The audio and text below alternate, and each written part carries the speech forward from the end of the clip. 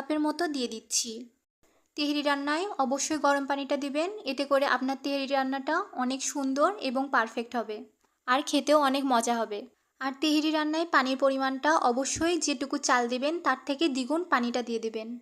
আমি এখানে half cup পরিমাণ পানি কম দিয়ে হাফ কাপ পরিমাণ লিকুইড দুধ দিয়ে দিয়েছি। আপনারাও যতটুকু পরিমাণ লিকুইড দুধ দিবেন ততটুকু পরিমাণ পানিটা কম দিয়ে দিবেন। এরপর দিয়ে দিচ্ছি ফ্লেভারের জন্য গোটা কয়েকটা কাঁচামরিচ। এখানে আমার লবণটা কম হয়েছিল, এই জন্য 1 চামচ লবণ দিয়ে দিচ্ছি। লবণটা দিয়ে দেওয়া হয়ে গেলে একটু মিশিয়ে নিয়ে আমি 10 মিনিটের মতো রান্নার জন্য ঢেকে দিয়ে দিচ্ছি। 10 মিনিট রান্নার পর পানিটা যখন শুকিয়ে যাবে, হালকা গায়ে গায়ে পানি আছে, এই পর্যায়ে আমি রান্না করা মাংসগুলো দিয়ে দিচ্ছি।